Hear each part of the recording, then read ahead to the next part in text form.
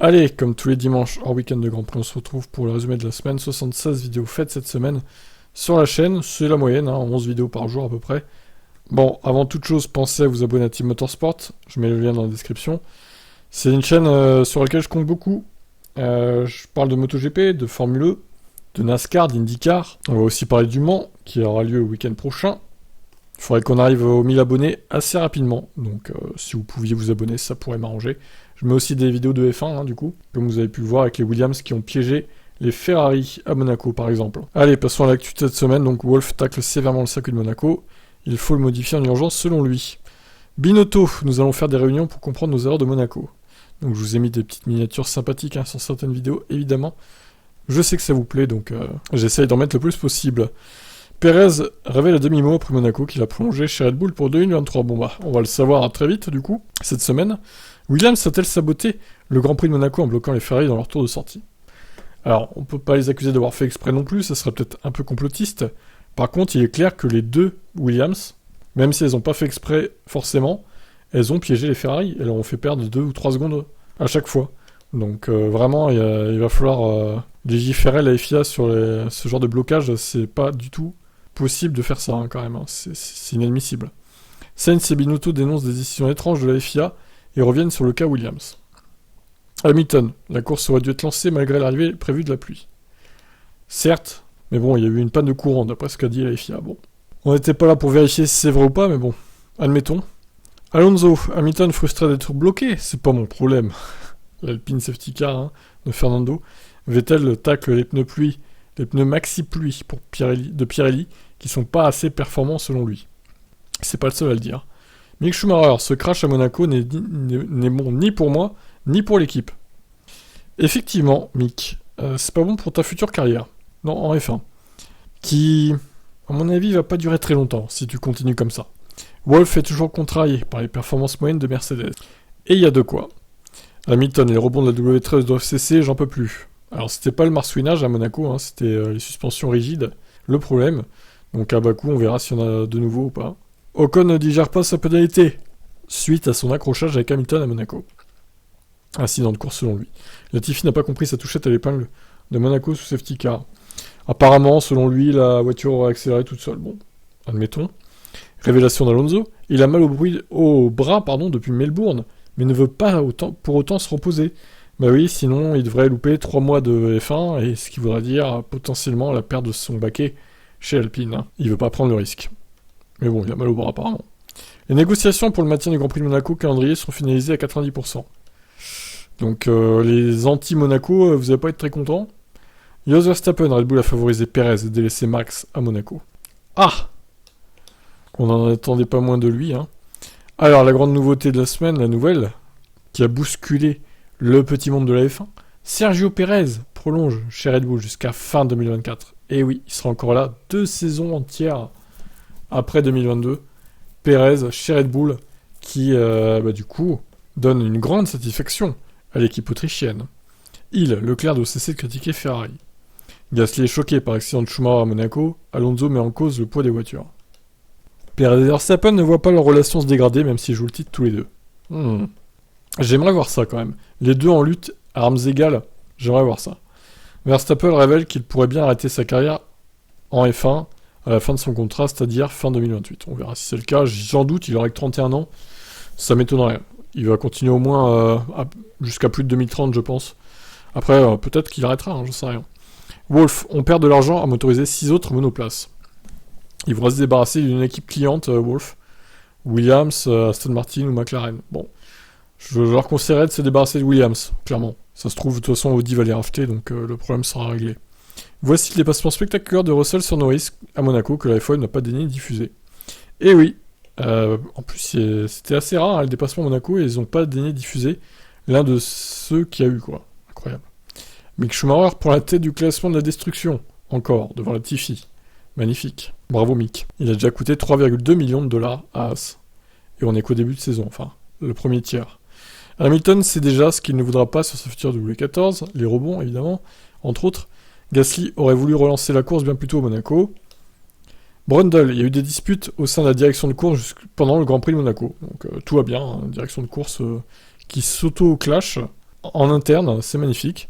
Hamilton, la presse a déformé mes propos. La FIA a en fait du bon boulot à Monaco. Et oui, Lewis qui rétro-pédale, c'est incroyable. Tu n'assumes pas tes propos, Lewis. Albers, malgré sa victoire à Monaco et sa prolongation, Perez sera toujours le numéro 2 chez Red Bull. Je pense aussi. Je suis d'accord avec lui. Vettel défend Mick Schumacher et s'adresse aux médias. Arrêtez de vous en prendre à lui.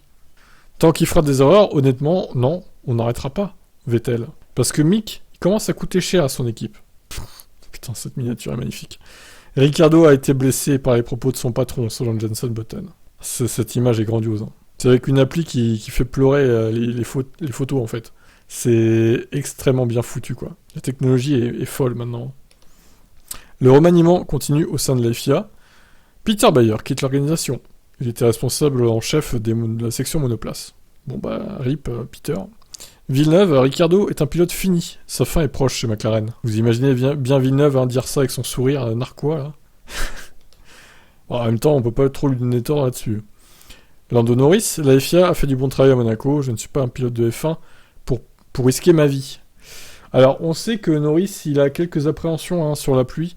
Lui, dès qu'on peut arrêter la course, ça l'arrange. On a déjà vu ça par le passé. Donc, après, tu n'aurais pas risqué ta vie, je pense, Norris, même en roulant sous les trompes d'eau à Monaco, tant les F1 maintenant sont solides.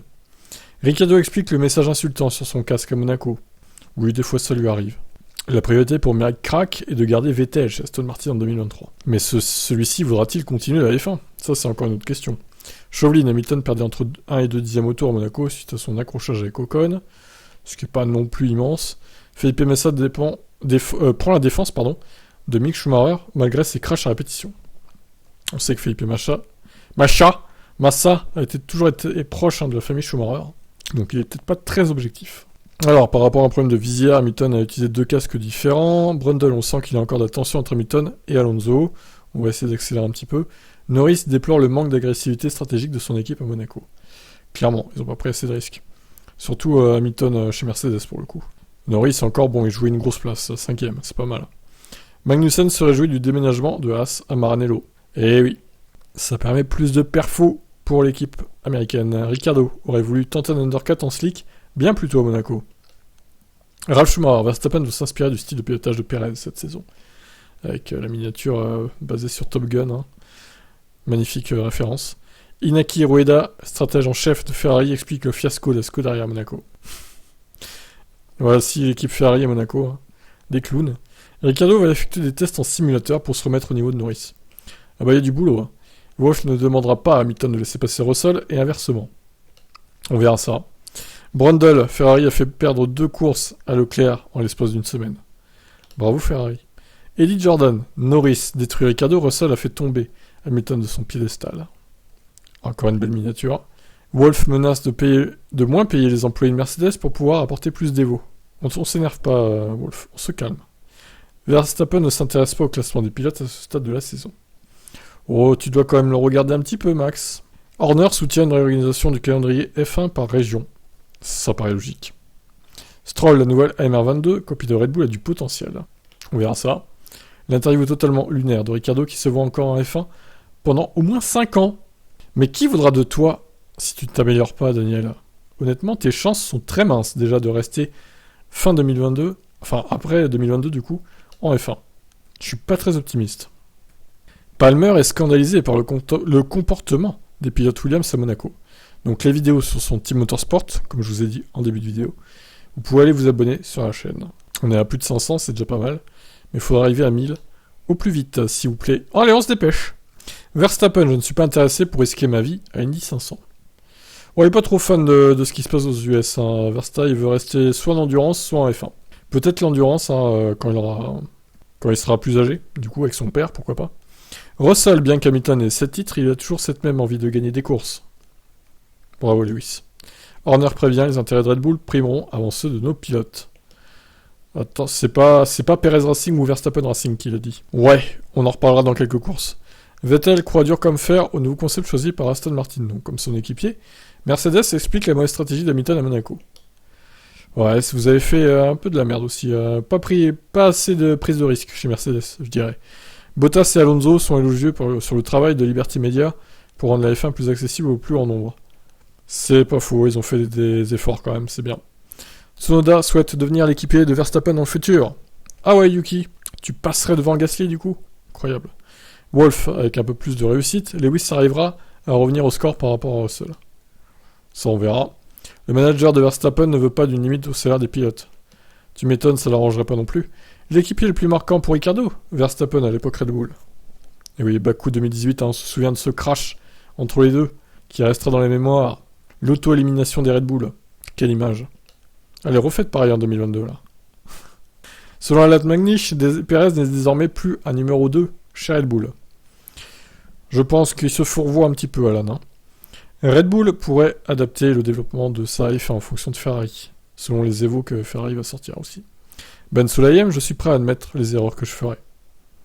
Ouais, on verra ça. Hein. Wolf, notre retard de 5 à 8 dixièmes au tour, il manque un S du coup, est inacceptable. Bah oui, mais tu répètes tout le temps la même chose, Toto, en fait. Maintenant, il faut agir chez Mercedes. Il faut améliorer ça. McLaren se méfie d'Alfa Romeo et d'Alpine pour la 4ème place des constructeurs. Alors moi, je me méfierais plus d'Alpine que d'Alfa, parce qu'Alfa, ils ont qu'une seule voiture pour amener des points, malheureusement. Sainz, il me manque 1 ou 2 dixièmes en qualif et en course pour être au niveau de Leclerc. Binotto, l'échec de Monaco est totalement différent de celui de Barcelone pour Ferrari. C'est évident. Zhou ne veut pas encore penser à 2023. Il doit déjà marquer plus de points cette saison. Bah oui, parce qu'avec une unité pour Zhou et 40 pour Bottas, le bilan commence à s'alourdir fortement pour le rookie. Jos Verstappen, les pneus Pirelli sont merdiques sur la pluie, c'était mieux avant, avec Michelin et Bridgestone. Red Bull s'est remémoré 2016 et son échec face à Hamilton à Monaco. Donc ils ont tenté une strat un peu similaire à ce qui s'est passé à l'époque. Et enfin, Kovalainen revient sur ses années avec Hamilton. Il évoque également Rosberg et tacle Alonso. Voilà, donc on se retrouve dès demain lundi, malgré que ce soit le 6 juin. Je bosse quand même. Pas de non-stop, hein. La chaîne c'est non-stop, vous l'aurez vu, tous les jours il y a des news. Hein. Je vous mets les autres liens de mes chaînes. Il y a aussi la chaîne TikTok, hein. Bon, j'avoue qu'au final, j'ai pas trop alimenté cette semaine, au début un peu, mais bon, j'avoue que j'y pense pas trop. Mais abonnez-vous quand même, ça peut être important. Et il y a Tip Stories, Team Motorsport, le Twitch, Team F1 aussi, sur lesquels se font les lives. En simultané avec Team Motorsport, du coup. Les pronostics, j'ai oublié d'en parler, mais aussi vous pouvez pronostiquer hein, les courses. Du coup, sur ce site, pronostiquer gratuitement. Donc voilà, on est déjà une bonne quinzaine à pronostiquer, c'est sympathique. Et le Twitter aussi également. Et la chaîne sur les voitures électriques Electib, que certains d'entre vous connaissent. Voilà pour ça. Eh ben, j'ai fini ma pub, eh ben, je vous laisse, et je vous dis à demain pour d'autres actus Formule 1. On rentre sur 2 grands prix consécutifs là. Bakou et Canada. J'ai hâte. Allez, ciao ciao.